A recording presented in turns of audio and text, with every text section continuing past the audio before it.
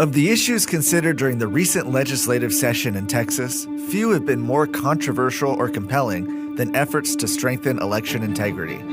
But even with Democrats fleeing the state to try to thwart Republican efforts and a bit of legislative overtime, major reforms were made this year. I'm Brandon Waltons, and on this installment of the Texas Scorecard Autopsy Files, we take a look at election integrity.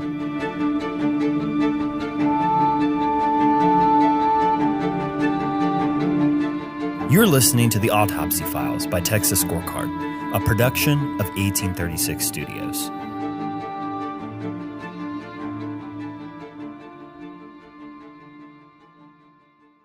Though the issue may seem simple, election integrity can be complicated with lots of components to follow. To explain the process, I turned to one of Texas Scorecard's senior journalists to break it all down. I'm Erin Anderson, a senior journalist with Texas Scorecard, following more specifically election integrity issues. After the presidential election in November of 2020, election integrity was an issue on the forefront of many conservatives' minds. But calls for strengthening the integrity of the ballot started long before then. Election integrity was a hot issue in this legislative session, but really before even the November 2020 election, the Texas GOP delegates at the convention in the summer had already set this as their top number one legislative priority for the session.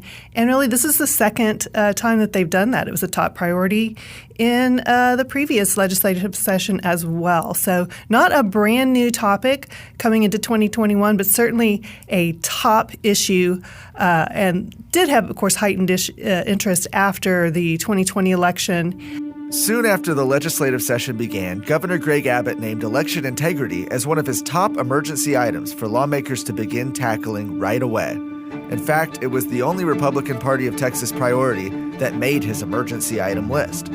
For advocates, this seemed like a good sign. As the session kicked off in 2021, prospects were pretty good. The Republicans felt pretty good about the legislation that was proposed. Some strong bills in both the House and Senate came forward with a lot of the items that election integrity advocates wanted to see addressed. One of the concerns, however, was that the House and Senate bills, very comprehensive bills, but were fairly different from each other. So everyone knew going in that those two bills were going to need to be reconciled. With different bills came different components of election integrity that lawmakers sought to address. So some of the things included in the big election integrity bills, we call them Omnibus Bills because they contain a number of different provisions addressing the issue, really covered a wide range of issues.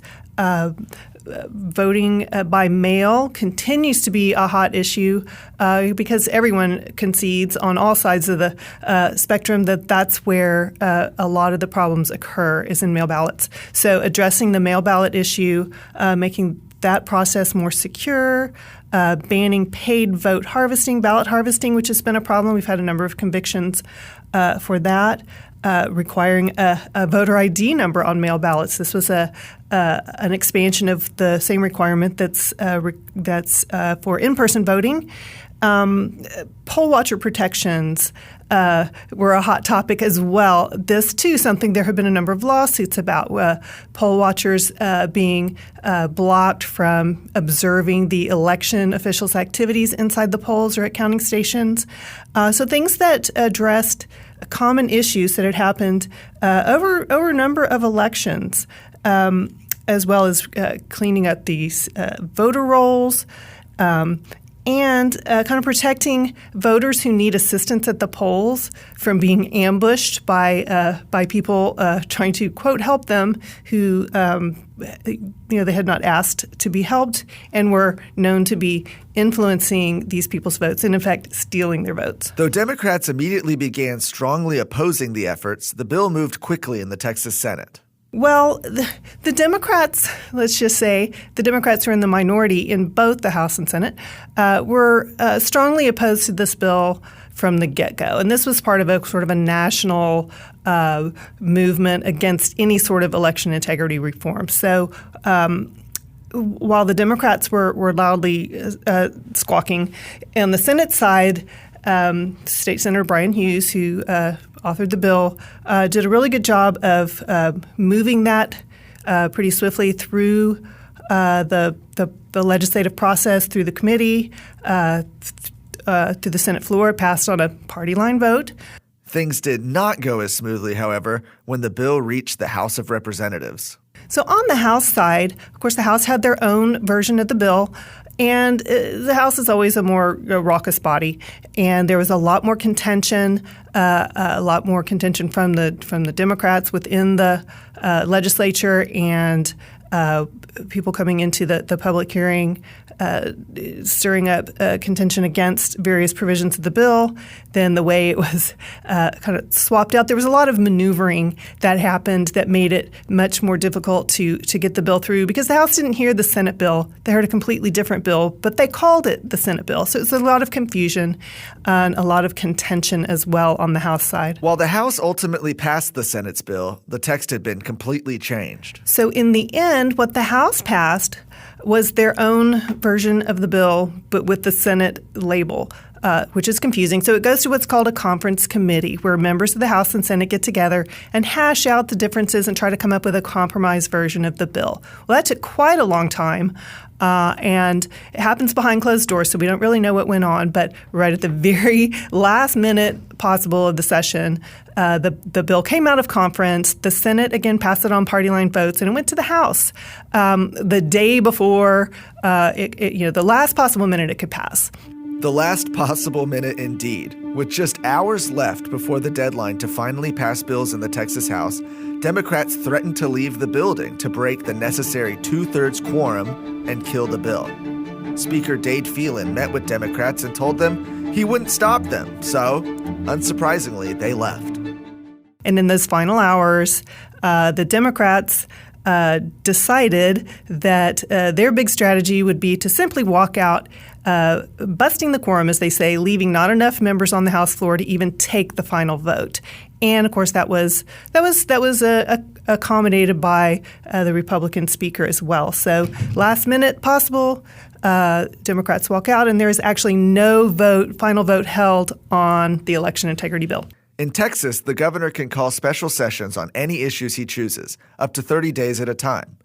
Immediately, Governor Abbott said he would be calling for a special session later that summer to consider election integrity, in addition to some other issues killed during the regular session. Right. So in July, we have our special session come up, and House and Senate quickly get their bills filed. The Senate passes theirs yet again very quickly. The House has a committee hearing, and before it can get a vote, the Democrats leave again, this time for the entirety of the special session, leaving all bills hanging, including these key election integrity bills. Democrats fled the legislature. Many of them went to Washington, D.C., where they met with politicians and tried to drum up publicity against the bill. They also wanted the federal government to pass legislation to nullify Texas's efforts. They wanted to stop the vote temporarily on these bills, but also get a lot of publicity and fundraising for their anti-election integrity stance, to kind of hobnob in Congress, speak against these reforms and for these federal bills, which are still pending in Congress, to give the federal government control over state election laws. So that was their workaround. Whatever they thought the state might eventually pass here in Texas, they wanted the federal government to simply overtake that and tell Texas what we could and could not do. That didn't happen, though. Governor Greg Abbott called a second special session, and after 37 days, enough Democrats finally returned to get the process started once again. So when we finally came into the second special session and the bills were filed yet again, we still had really strong, comprehensive bills in both the House and Senate. Some minor changes and some improvements, honestly, from the back and forth that went on, at least on the Senate side, not so much on the House, because the Democrats weren't around to have any back and forth. So we ended up with really good bills, and the Democrats leaving didn't, they delayed, but they didn't block any of these measures being enacted. And again, they're solid, pretty common sense reforms that have been on election integrity advocates' minds for multiple sessions. About the one thing I will say that was different and came from 2020 was a couple of made-up rules that really didn't exist before 2020.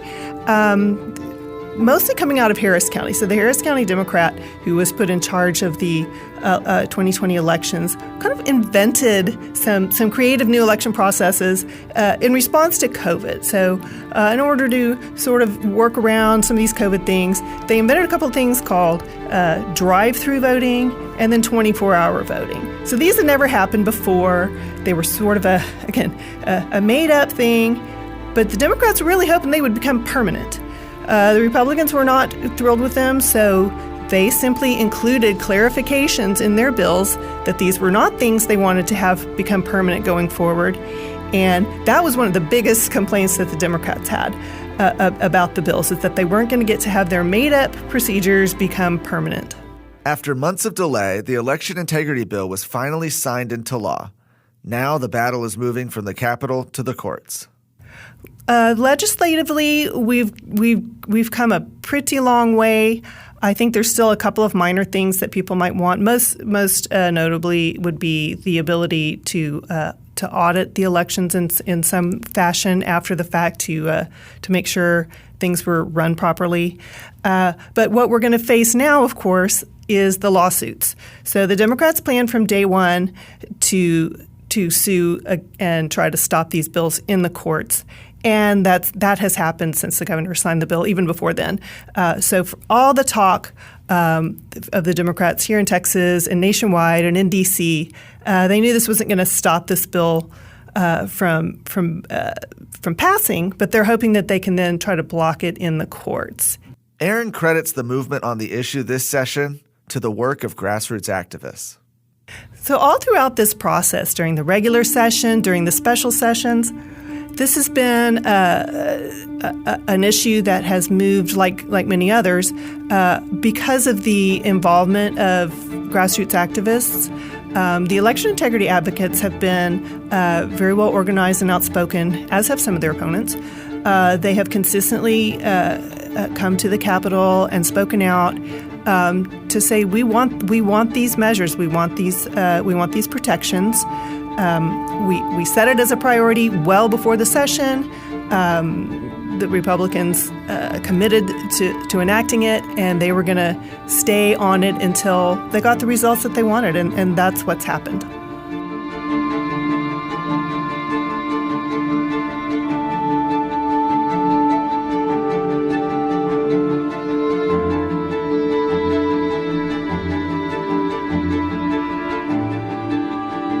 Thank you for listening to the Autopsy Files by Texas Scorecard. You can find more great stories and journalism at texasscorecard.com. If you like this production, leave a like and review on whatever podcasting platform you listen on.